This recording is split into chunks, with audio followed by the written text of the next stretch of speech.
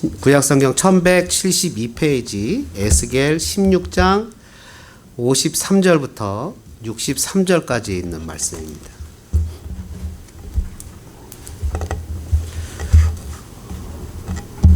같이 합독하겠습니다.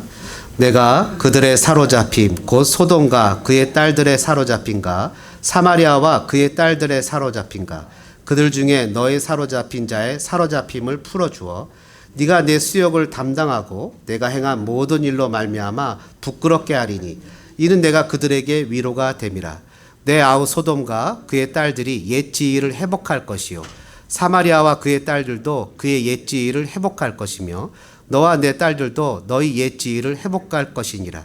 네가 교만하던 때에 내 아우 소돔을 내 입으로 말하지도 아니하였나니 곧 내 악이 드러나기 전이며 아람의 딸들이 너를 능욕하기 전이며 너희 사방에 둘러있는 블레셋의 딸들이 너를 멸시하기 전이니라. 내 음란과 내 가증한 일을 내가 담당하였느니라. 나 여호와의 말이니라. 나 주 여호와가 이같이 말하노라. 네가 맹세를 멸시하여 언약을 배반하였은즉 내가 내 행한 대로 내게 행하리라. 그러나 내가 너의 어렸을 때에 너와 세운 언약을 기억하고 너와 영원한 언약을 세우리라. 네가 내 형과 아우를 접대할 때에 내 행위를 기억하고 부끄러워할 것이라. 내가 그들을 내게 딸로 주려니와 내 언약으로 말미암음이 아니니라. 내가 내게 내 언약을 세워 내가 여호와인 줄을 내가 알게 하리니 이는 내가 내 모든 행한 일을 용서한 후에 네가 기억하고 놀라고 부끄러워서 다시는 입을 열지 못하게 하려 함이니라. 주 여호와의 말씀이니라. 아멘.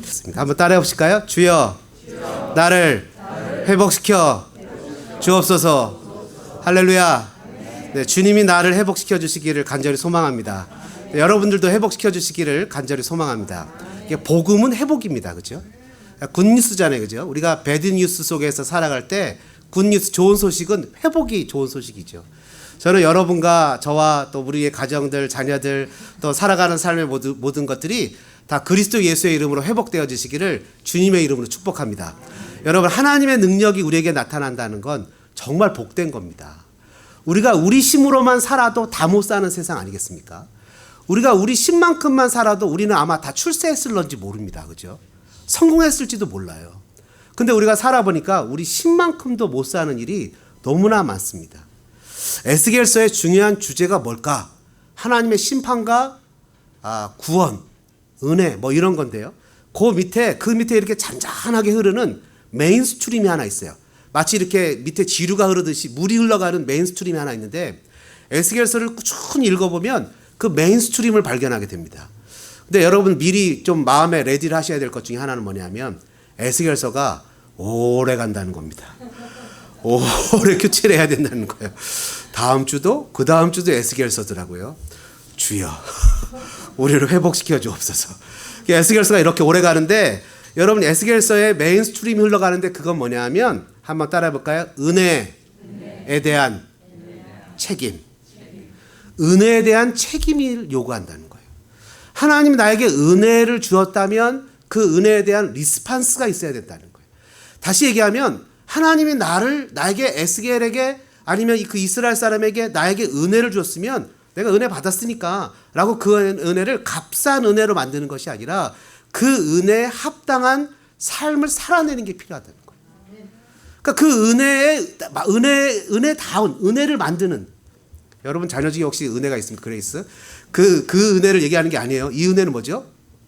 받을 수 없는 자가 받는 하나님의 사랑을 받은 자. 헤세드죠, 헤세드. 받을 수 없는 사랑을 받은 자가 그것을 받았을 때 아무 말도 못하고 내가 받았으니까 그냥 말지 하는 것이 아니라 그 받은 사랑에 감격해서 받은 사랑만큼 살려고, 깨달은 만큼 살려고, 아는 것만큼 살려고, 내가 그냥 처참하고 비참한 인생이었는데 하나님이 나를 이만큼 살려놨으니까 살려놓은 만큼 살아보려고 애쓰는 마음에 대해서 그것을 은혜에 대한 책임, 이렇게 표현한다는 거예요.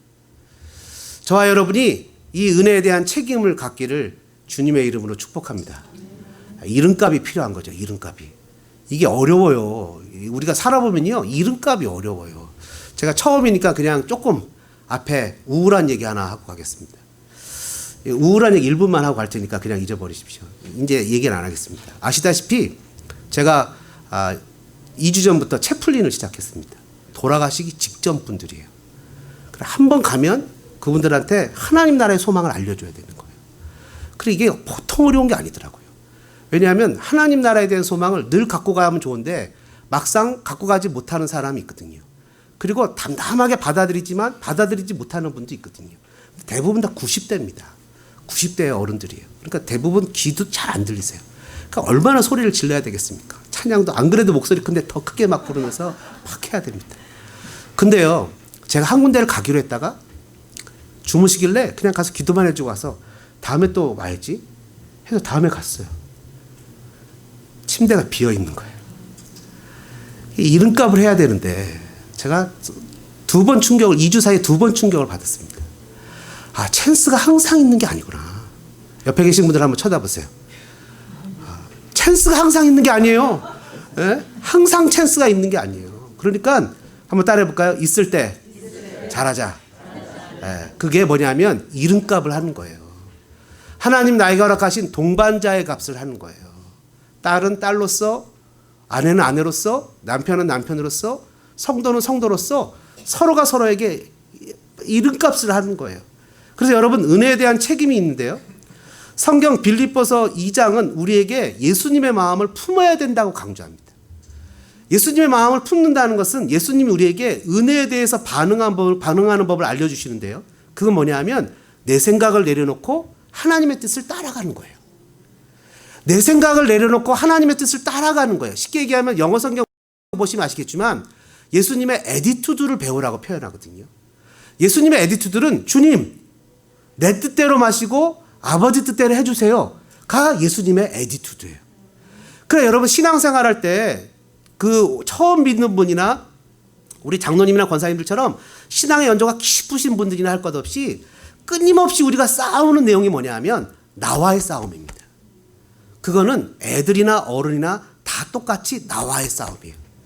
신앙은 처음부터 끝까지 자신을 버리고 주님을 따르는 거예요. 예수님이 뭐라고 그러셨죠? 누구든지 나를 따라오려거든 자신을 부인하고. 근데 이게 신앙생활에서 나를 부인하는 건 정말 어려운 겁니다. 왜냐하면 내 본성이 나를 그렇게 하지 않거든요. 여러분 제가 여름학교를 7년째 했는데 이번에 라오스 갔다 오면서 한 3주를 비웠잖아요. 2주를 비웠잖아요. 제 아내가 3주를 했는데 제가 느낀 게 제 아내는 아주 훌륭한 티처라는 걸 알았습니다. 아이들 4명을 얼마나 큐티를 잘 가르쳤는지 아이들한테 자기의 본성을 제어하는 법을 가르쳐줬더라고요. 그 움직이고 싶은 아이들이 말씀으로 큐티를 하는데 중간에 있다가 어떤 애들은 그렇지 너희들 믿니? 아멘 에이멘. 근데 아멘 제가 아멘 그러면 애들은 에이멘이잖아요. 아멘을 하려다가 이게 촌스럽거든요. 아이멘 이렇게 나와요. 아이멘 이렇게. 그리고 심지어는 그 아이 중에 그 서준이 같은 애들은 너가 마지막을 위해서 기도해 주겠니? 그러면 서준이가 한 명 한 명을 놓고 다 기도를 해요. 심지어 저까지.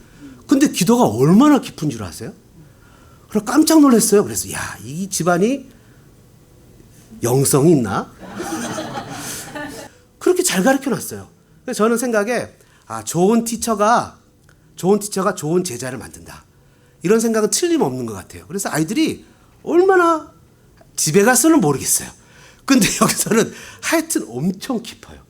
그리고 기도할 때 보면 하나님 나는 얘 비프렌드가 되게 해주세요. 저를 위해서도 기도해 주는데 가슴이 뭉클하는 거예요. 그런 일들이 있어요. 그래서 좋은 티처가 있는데 여러분 우리에게 정말 좋은 티처가 있죠. 누구죠? 예수님입니다. 예수님만큼 좋은 티처는 없어요. 예수님 우리한테 뭐라고 표현했냐면 나를 부인하고 주님을 따라오래요. 이게 신앙이래요. 신앙. 근데 여러분 왜 예수님 우리에게 자신을 부인하라고 얘기하셨을까요? 왜 나를 부인하라고 얘기했을까요? 그건요 우리가 아주 처절하게 찌들어 있는 죄의 영향력 때문이에요. 죄라는 놈이 얼마나 우리를 처절하게 찌들어 놨는지 우리를 끊임없이 하나님으로부터 멀어지게 만들어요. 세상의 환경 자체가 그래요. 시스템 자체가 그래요. 세상에 살아가는 문화 자체가 그래요. 이스라엘 사람들이 어린아이부터 어른까지 한 명도 예외 없이 다 죄에 쪄들어서 살았어요. 왜냐하면 문화 자체가 다 그랬어요.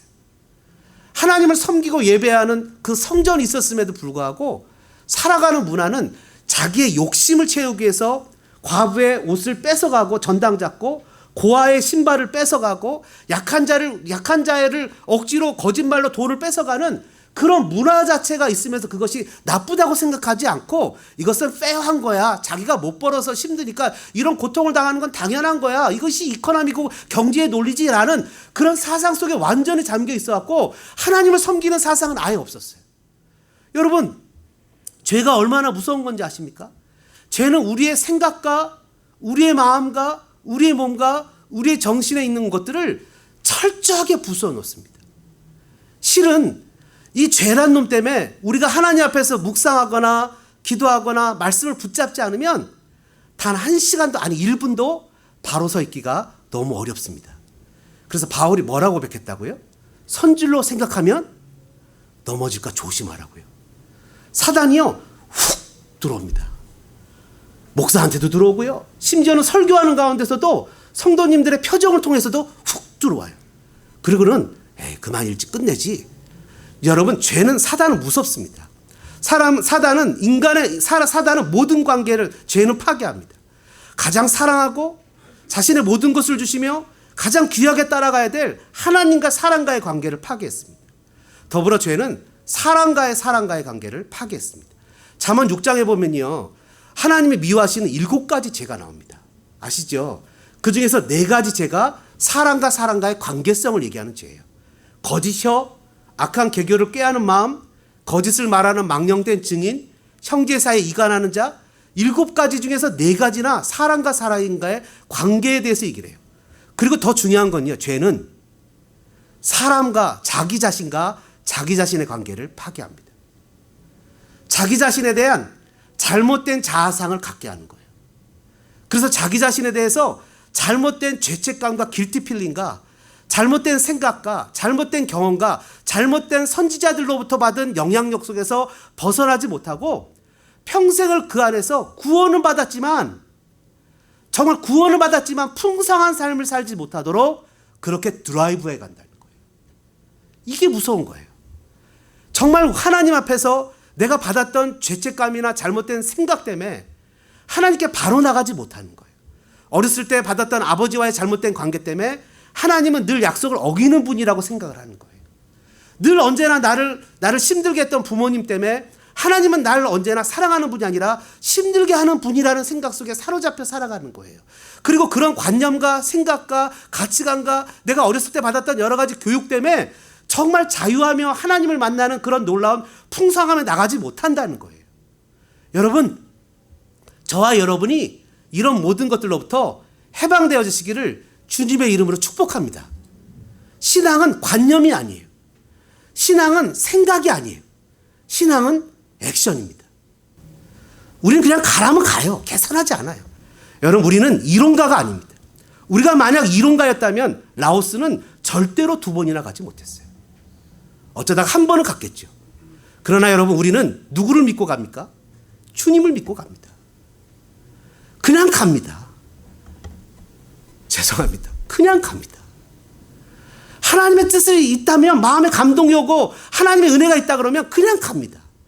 그래서 기적이 일어나고 은혜를 경험하고 죽었던 영혼들이 살아납니다. 여러분, 에스겔서를 읽어보면 에스겔서에서 흘러지는 얘기가 있다고 했죠. 뭐라고요? 은혜를 받았으면 책임을 감당하라고요. 하나님이 나를 구원하신 은혜를 줬다면 그것에 반응할 줄 알라고요. 예루살렘 사람들은 자기들끼리만 모여서 자기들끼리만 어떻게든 하려고 했어요. 사람들 끊임없이 불러 모으기만 했지 한 번도 흩어진 적이 없어요. 가끔 가다가 어떤 분이 저한테 그런 상담을 해요. 목사님, 저희 교회가 요즘 시끄러운데 어떻게 하면 좋겠습니까? 그럼 뭐라고 표현할까요? 전도지를 들고 전도를 나가세요. 전도를 하면 싸울 일이 없어요. 전도를 안 하고 맨날 모여갖고 탁구대회 하고 이런 거 하니까 싸우죠. 탁구대회 하면 싸움 납니다. 옛날에 저도 줄다리기 하다가 싸웠어요. 줄다리기 하면 막 혈압이 올라가요. 막 그냥 저쪽에 숫자가 더 많은 것 같고. 그래서 이쪽에서 무슨 노래 부르는지 아십니까? 줄다리기 할 때 똑같은 교인들끼리 마귀들과 싸울지라 죄악 벗으려 이 찬양을 부르면서 싸워요. 그러니까 저쪽이 마귀가 되는 거예요. 그러니까 저쪽 기분이 나쁘죠. 그러니까 막 그냥 안 되니까 가장 존경받는 장로님을 심판위원으로 세워요. 한 번, 두 번은 괜찮아요. 세 번째 되면 그 장로님도 혈압 올라가 쓰러지십니다. 그러니까 그런 거 좋아요. 그런데 그런 거 하지 말고 원래 주님이 원하는 거 복음 들고 나가라고요. 형편 계산하지 말고 상황 계산하지 말고 프레지를 가든 라오스를 가든 멕시코를 가든 한인타운을 가든 주변의 친구들한테는 마을 하든 그냥 말로만 하지 말고 가라고요. 어디를 가자고 하지 말고 그냥 가자고요. 그냥. 여러분 회의하면서 그런 거 보셨습니까? 여러분 우리가 어떻게든지 예수를 닮기 위해서 애를 씁시다 라고 회의하면서 싸우는 거 봤어요?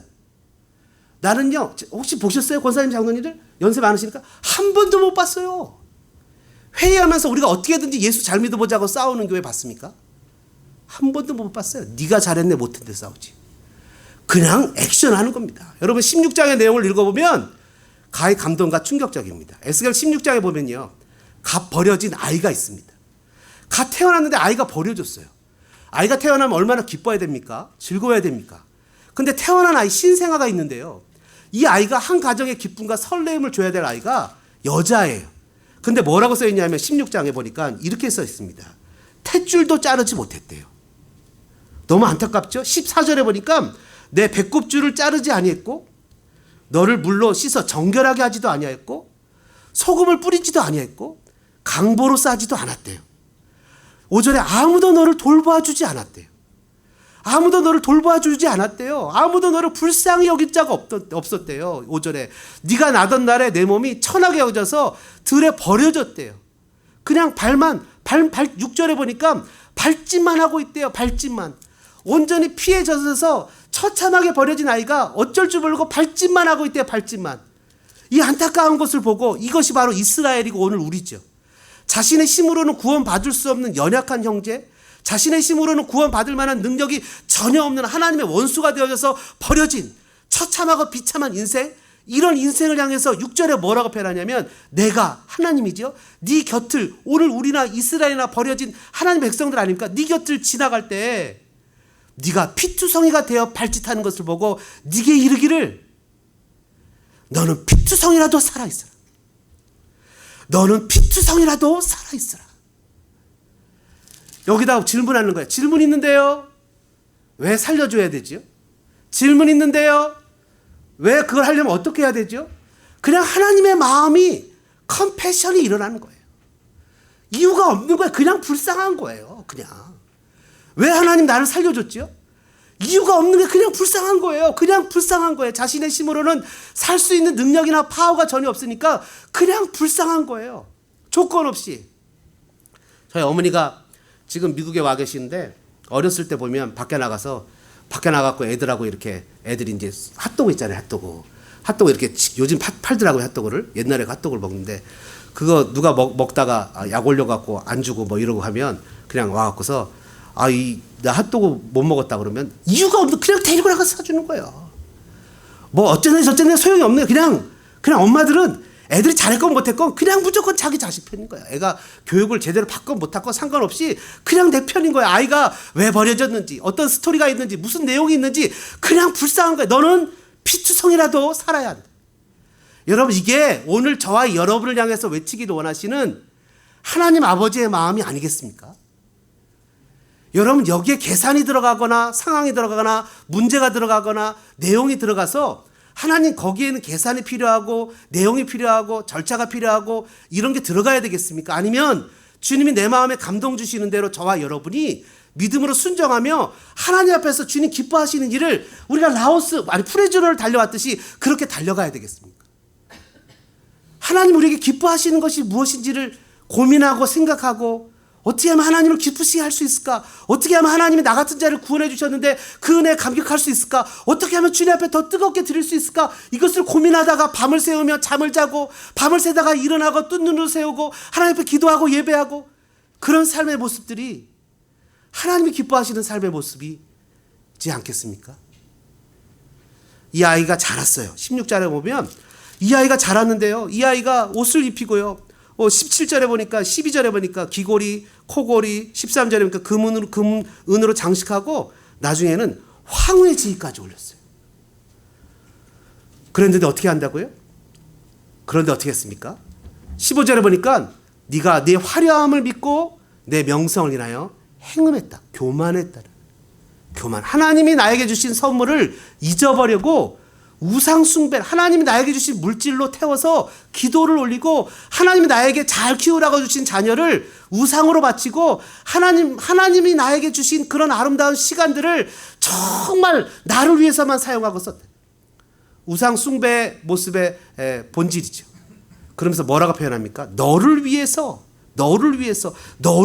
끊임없이 24절에도 너를 위해서 누각을 건축하고 모든 거리에 높은 데를 쌓다. 결국 우상 숭배의 끝은 자기 숭배가 됩니다.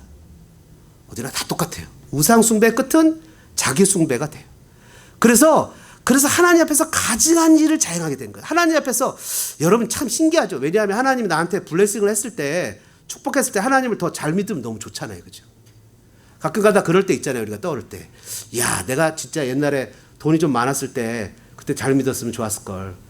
근데 시간이 지나고 나면 그때는 다시 오지 않아요. 신기하게. 근데 저희가 경험해 본 바에 의하면 다 그런 게 부질이 없어요. 뭐가 제일 최고인 줄 아십니까? 하나님 섬기는 게 최고예요. 하나님 붙잡는 게 최고예요. 살아보니까 하나님 그런 거 있을 때 내가 하나님 왜 잘못 섬겼지? 그게 내 하나님이었던 거예요. 그래서 여러분, 하나님이 주신 축복이 도리어 화가 됐고 그 사람들이 정말 어려움과 고통과 고난 속에 살았어요. 왜냐하면 내 마음이 하나님 앞에서 바로 변하지 않았기 때문이에요. 오늘 말씀을 이제 간단하게 두 가지로 정리하려고 합니다. 한번 따라해 보실까요? 주여, 나를 회복시켜 주옵소서. 한번 따라해 보시죠. 회복은 징계 후에. 한 번 더. 회복은 징계 후에. 여러분, 좀 안타까운 사실은요, 회복은 징계 후에 온다는 거예요. 53절에 보니까 이렇게 기록합니다. 내가 그들의 사로잡힘, 그 딸들의 사로잡힘, 그의 딸들의 사로잡힘, 너의 사로잡힌 자의 사로잡힘. 사로잡힘이란 단어가 53절에 4번이나 등장을 합니다. 54절에 수욕, 부끄럽게, 이런 내용들이 나옵니다. 여러분, 지금 오늘 본문의 내용은 뭐냐면 회복을 얘기하는 내용인데, 이 회복은 사로잡히거나 고난과 역경과 징계 후에 회복이 이루어집니다.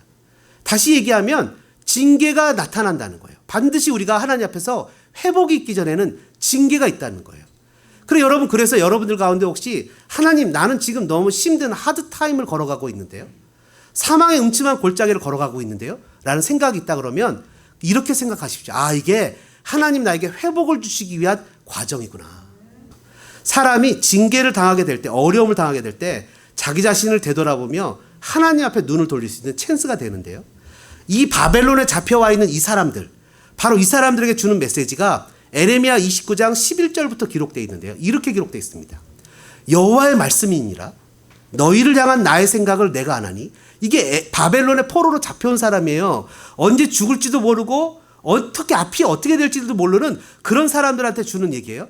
너희를 향한 나의 생각을 아나니 평안이요 재앙이 아니니라. 너희에게 미래와 희망을 주는 것이니라. 너희가 내게 부르짖으며 내게 와서 기도하면 내가 너희들의 기도를 들을 것이요.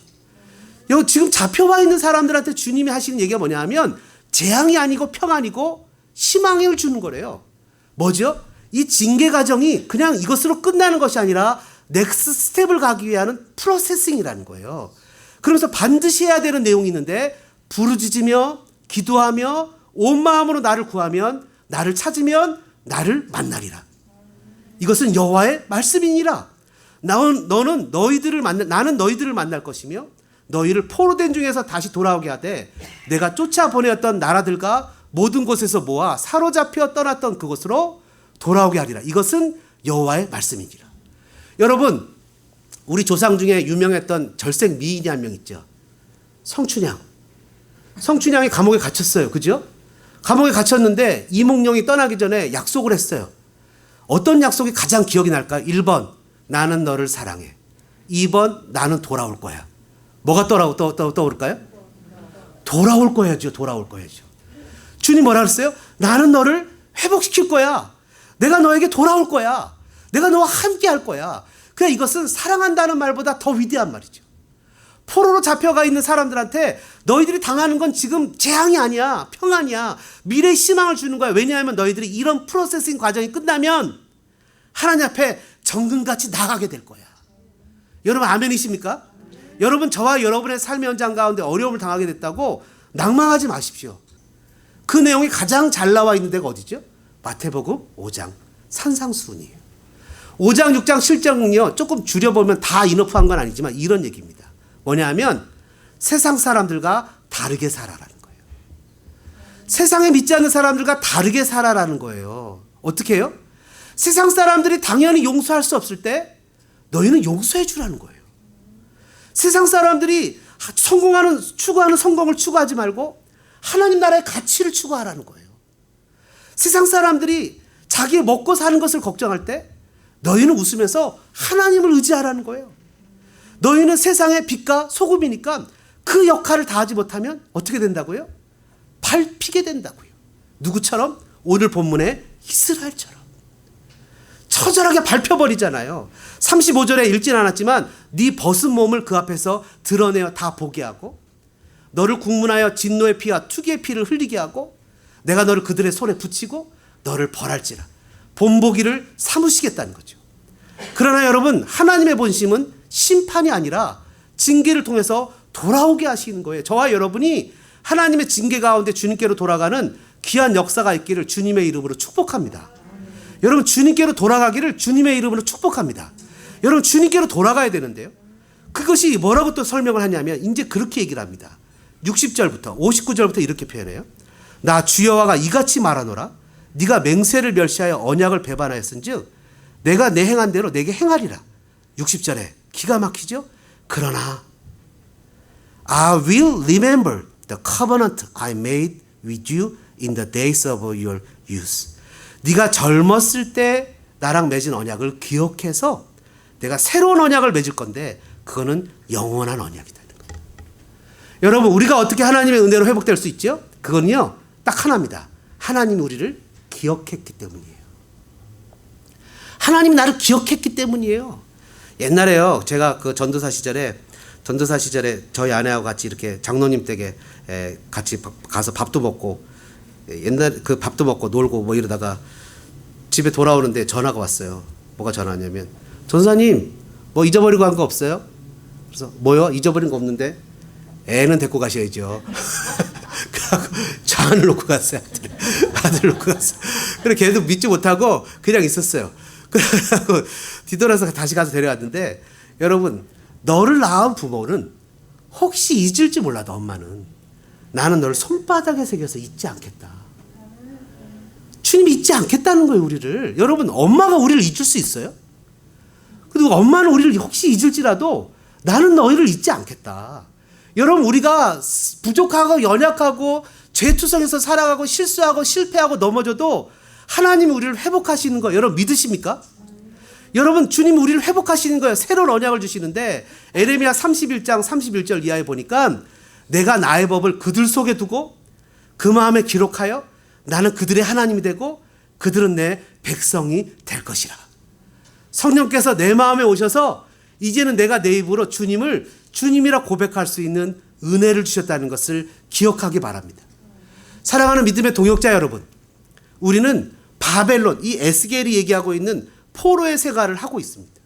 맞아요. 우리는 성전 중심의 삶을 사는 것이 아니라 이방인들 가운데 하루하루 살아갑니다. 우리는 시스템적과 문화적으로 예수를 정말 잘 못 믿도록 되어 있는 시스템 속에 살아가고 있습니다. 그러나 여러분, 저는 여러분에게 도전합니다. 하나님을 신뢰하고 그분을 의지해서 세상과 다른 삶을 살기를 주님의 이름으로 축복합니다.